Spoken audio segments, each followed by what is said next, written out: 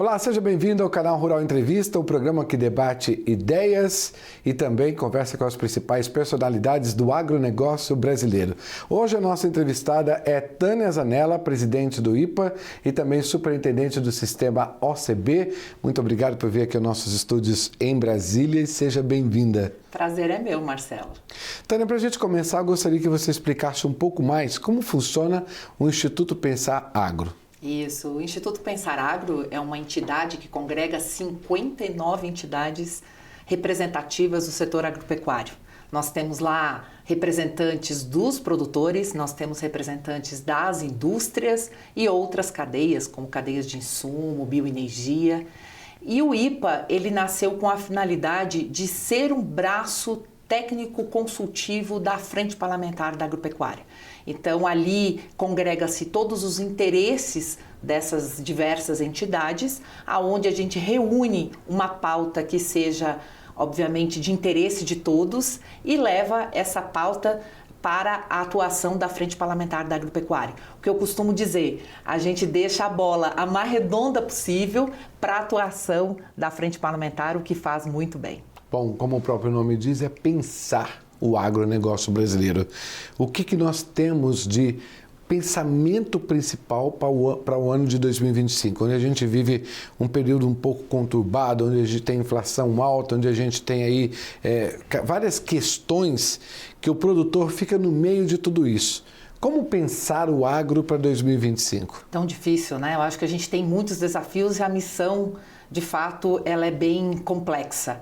Mas a gente dividiu, inclusive ontem na nossa Assembleia do Instituto Pensar, nós colocamos 4 grandes frentes de trabalho para 2025. Inclusive alinhado isso à frente parlamentar, aonde a gente vai trazer os mais diversos temas que hoje impactam diretamente o nosso setor.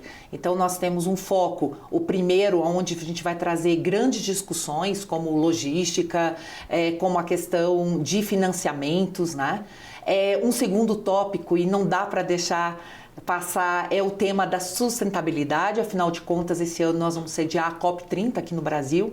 Então, qual vai ser o papel do setor agropecuário e como ele vai levar a mensagem do produtor rural para esse evento. Temos também a discussão da nossa regulamentação do mercado de carbono, um avanço importante que aconteceu no ano passado e que nesse ano nós precisamos nos debruçar sobre a regulamentação.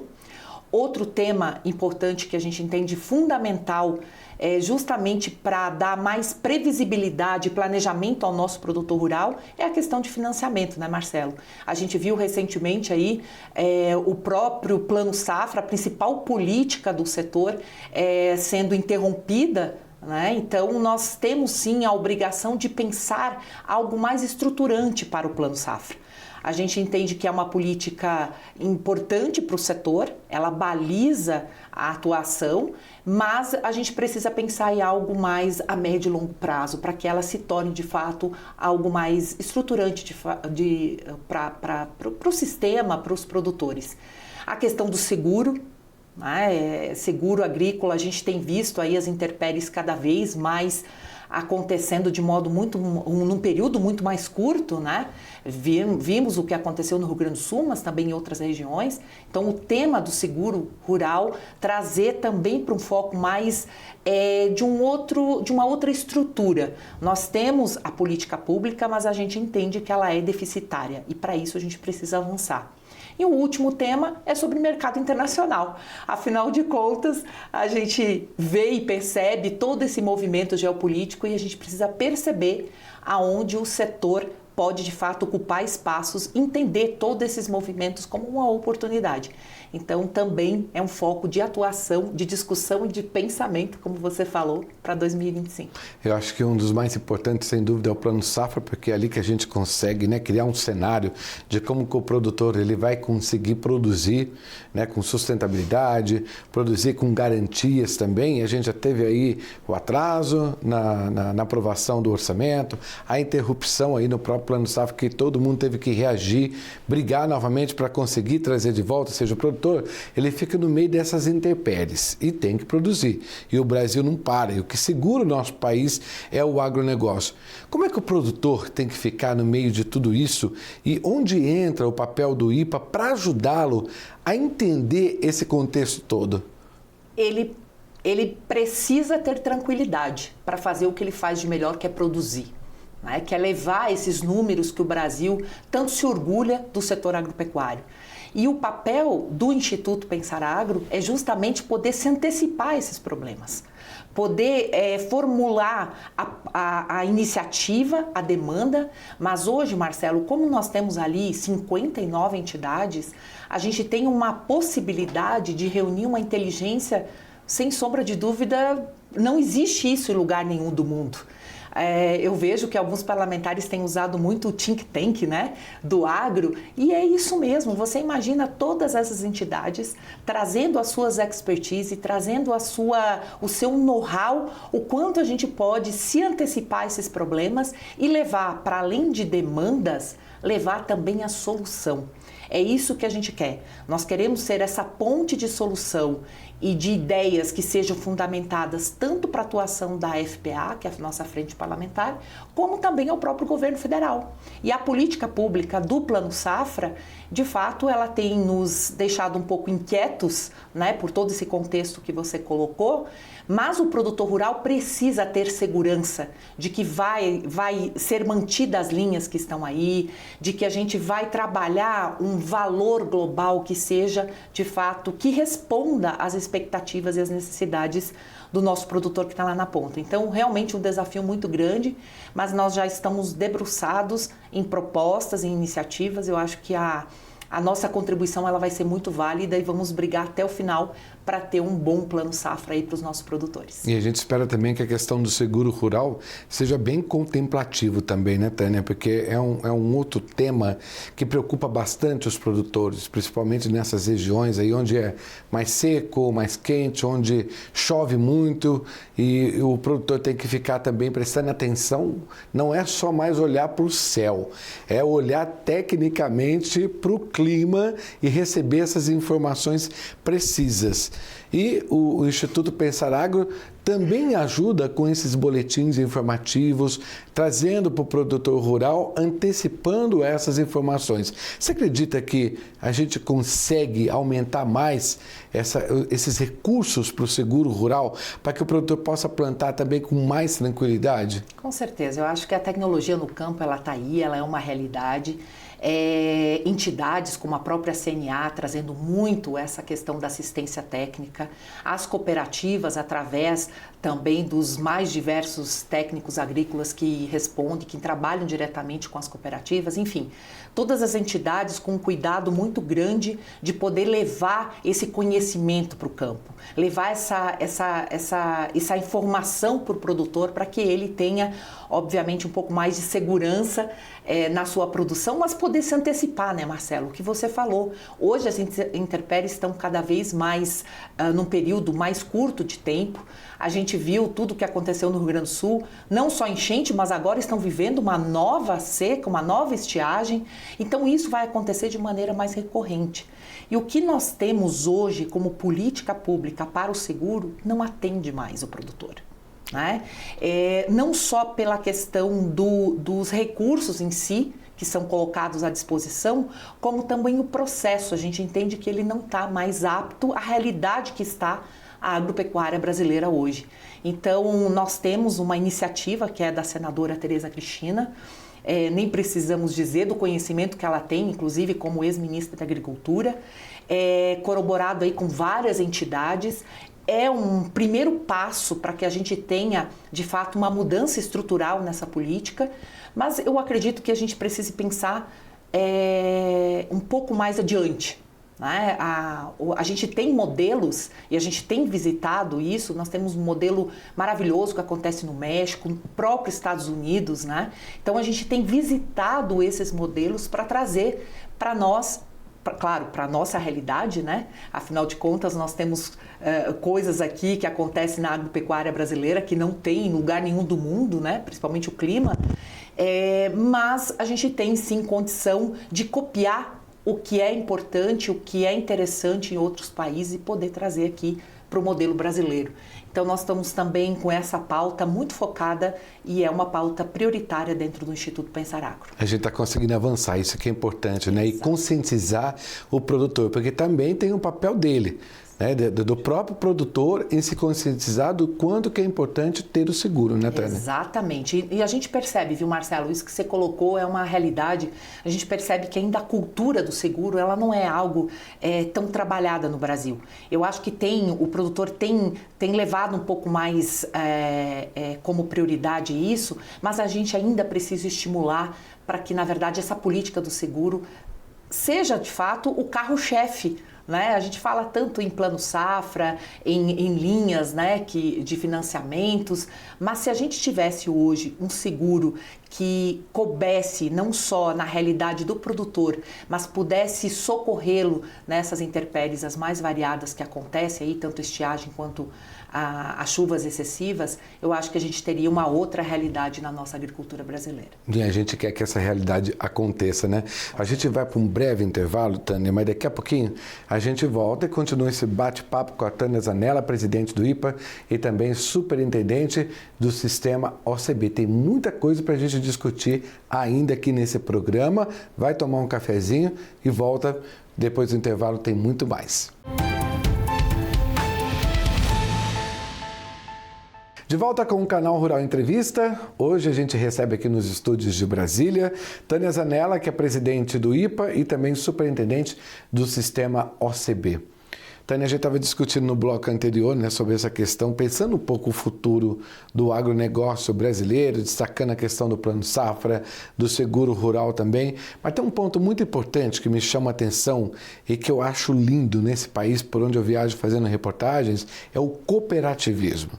O quanto que o Brasil cresceu nos últimos anos nesse setor, né? Aí você vai tocar no meu coração mesmo, viu, Marcelo? Exatamente. O cooperativismo, ele vem se mostrado e ele vem se apresentado como uma bela oportunidade para transformar realmente a vida das pessoas. Então, eu imagino que essas tuas visitas, esse contato que você teve com as cooperativas, te respondeu a isso, né? O quanto aquele modelo de negócio, ele pode ser transformador. E aí, claro, a gente não vai olhar aqui só para o setor agrícola, mas hoje o setor agrícola, para dar alguns números aqui para o seu público, hoje 54% da originação de grãos nesse país passa por uma cooperativa. Então hoje nós temos aí cooperativas que trabalham muito forte a agroindústria, em algumas cadeias como café, trigo, enfim, nós temos aí uma predominância do modelo cooperativista. Então, é o pequeno agricultor, Marcelo, podendo vender na gôndola de um supermercado lá fora do país. A gente fala isso, que embora hoje o conglomerado de cooperativas, olhando agora para as cooperativas agrícolas, sejam de cooperativas fortes, robustas, mas nós temos na nossa base dessas cooperativas 72% de agricultura familiar. E a gente precisa mostrar mais isso, porque é o pequeno usando da cooperativa, se utilizando da cooperativa para agregar valor ao seu produto, ao seu serviço. Até para isso, questão, de fato, é muito bonito. É muito bonito, né? Eu vejo assim, quando eu chego nos lugares para gravar, né? E aquela energia gostosa que tem das cooperativas, o produtor chegando, negociando, brigando por preços, que é o papel da cooperativa, trazer os melhores preços aí para o produtor, para que ele tenha realmente ganhos e saia de lá feliz para produzir mais e conseguir também ter um retorno financeiro bacana para a vida familiar, né? E essa agricultura familiar é muito linda, principalmente lá no Rio Grande do Sul, e em especial nas cidades menores, a gente vê o quanto é pungente as cooperativas, como elas funcionam, como elas são interligadas com o próprio setor produtivo, mas também com a economia do município. Ela ajuda no próprio poder da economia das cidades, né, Tânia? Isso, a economia da cooperativa ela é local, né? Ela não sai daí.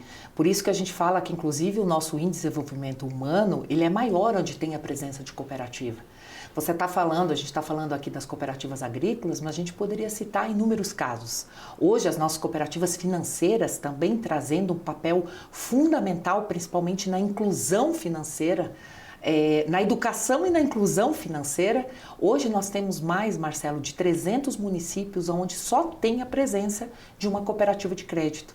Então, você imagina como é a dificuldade dessas pessoas sem ter uma instituição financeira que possa, obviamente, atender às suas necessidades. Então, o cooperativismo está presente localmente. Nós não temos interesses de grandes centros. A nossa intenção é sempre focar nas comunidades, nos locais onde as cooperativas estão, e é ali onde gera a prosperidade. Porque a gente fala que o cooperativismo é muito mais do que só o econômico, né? Ele tem um papel social muito relevante porque ele gera prosperidade aonde ele está inserido. Então, não tenha dúvida que hoje, até para trazer alguns números para você saber a dimensão e a grandeza desse cooperativismo, nós estamos falando de 4.000, quase 5.000 cooperativas. Hoje, Marcelo, em 8 ramos, porque bem recentemente nós conseguimos avançar para que as cooperativas possam hoje, aqui no Brasil, atuar no modelo de seguros. Nós não tínhamos essa possibilidade, legalmente nós éramos impedidos e nós conseguimos, através aí do Congresso Nacional, mudar essa realidade. 7 ramos de atividade, 24 milhões de brasileiros. Isso vai ajudar muito a questão do produtor rural também, né? Porque quando a gente estava discutindo sobre o seguro, e entra também a cooperativa trazendo essa oportunidade para o pequeno e médio produtor, né? Sem sombra de dúvida, é inclusão. A cooperativa, ela faz essa inclusão, ou financeira, no caso das cooperativas financeiras, mas com certeza também vai democratizar mais essa questão do seguro no Brasil. E nós não temos dúvida que será uma bela oportunidade, inclusive para o setor agropecuário. Então, hoje as cooperativas movimentam quase, Marcelo, 700 bilhões de reais.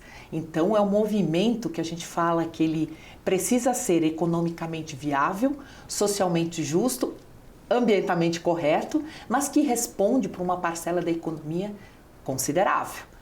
Ele é um movimento social muito parrudo, mas economicamente também tem se mostrado muito eficiente. Uma coisa que me chamou muita atenção também, esses dias a gente foi fazer uma reportagem no Ministério da Agricultura falando sobre a questão hoje das cooperativas que conseguem trabalhar muito bem o armazenamento de grãos, que hoje é uma preocupação muito séria no Brasil, porque não são todas as fazendas, não são todos os produtores rurais que conseguem manter essas estruturas dentro das fazendas.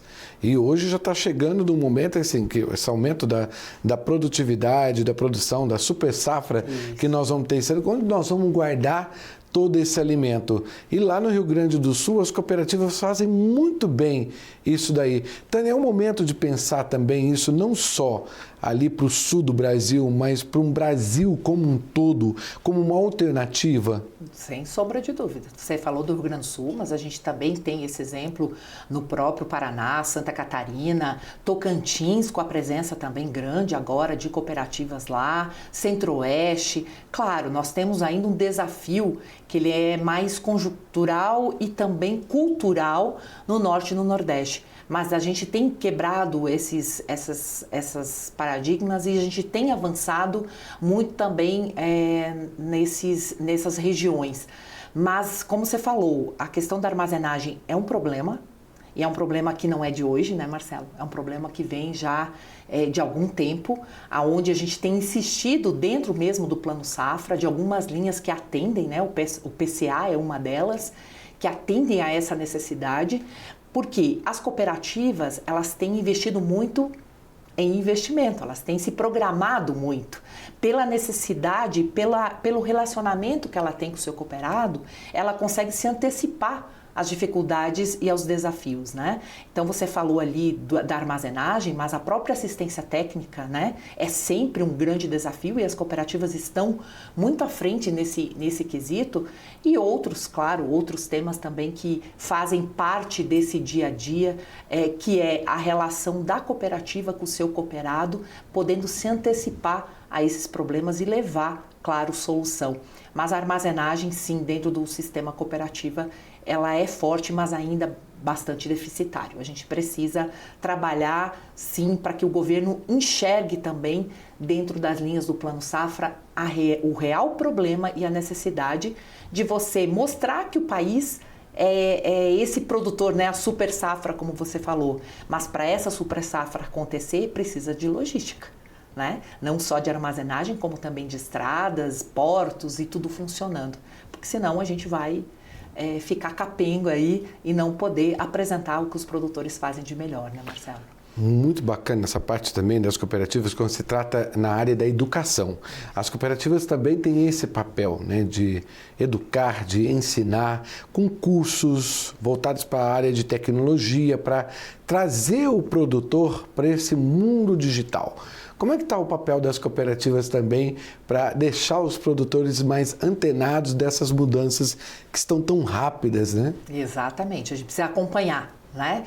E para isso nós temos uma ferramenta importantíssima que ela surgiu, na verdade, lá em 89, que é o nosso SESCOP, o nosso Serviço Nacional de Aprendizagem do Cooperativismo, onde ele tem o foco especialmente nessa capacitação, nessa formação das nossas lideranças, das nossas cooperativas para atender a essas necessidades dos nossos cooperados. Nós estamos falando, obviamente, de um olhar mais voltado aqui às nossas cooperativas agrícolas, mas isso cabe a qualquer um dos setores. Então, o SESCOP hoje é um braço, como acontece no nosso cenário, né? É muito forte na presença da necessidade que a cooperativa tem em atender ao seu produtor, ao seu cooperado. Então, o SESCOP tem exercido muito forte esse papel. A gente tem cada vez mais apresentado, Marcelo, para as cooperativas, a gente tem falado muito lá na OCB, do que para quem. A gente precisa primeiro conhecer o nosso público, conhecer a necessidade dessas cooperativas, dos nossos cooperados, para depois oferecer um diagnóstico e uma solução para essa necessidade, e o SESCOP tem feito isso. Um tema importantíssimo também, a gente está caminhando para o final, mas a gente precisa falar dele, que é a COP30, né, que está chegando aí, e as cooperativas e o próprio IPA também já está se preparando para discutir esse assunto em novembro, lá no Pará. De que maneira vocês estão se preparando para isso? Isso, eu acho que falando um pouco das cooperativas, a gente já tem acompanhado as últimas 3 COPs, onde a gente tem mostrado o protagonismo das cooperativas nesse tema da sustentabilidade. A gente tem falado muito no aliar a produção com a preservação. E hoje as cooperativas fazem muito bem esse papel.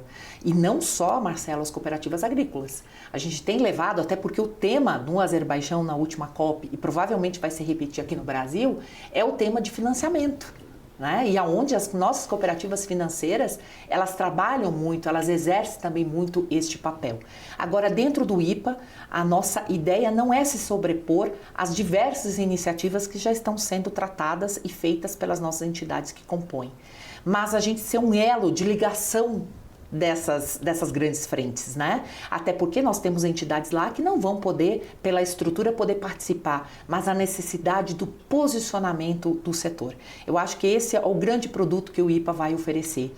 Nós termos um posicionamento único para ajudar tanto a nossa bancada, podendo se posicionar, quanto o próprio setor, mas também oferecer para o próprio governo federal ideias, iniciativas e aonde que o agro brasileiro pode, de fato, contribuir com essas discussões da COP30 aqui no Brasil. E muito, porque exemplos nós temos de sobra, né, Tânia? Muitos. Muito obrigado pela sua participação aqui no canal Rural Entrevista. Com certeza foi bem proveitoso aí pelos nossos produtores rurais. Eu espero você também numa próxima oportunidade aqui conosco. Com certeza, estarei aqui. Um abraço a todos. Tânia, muito obrigado pela sua participação mais uma vez. E para você que nos acompanhou também, muito obrigado pela sua audiência, pela sua atenção. Lembrando que você pode rever este e outros programas também nas nossas plataformas digitais do canal Rural. Espero você. Até uma próxima oportunidade. Tchau!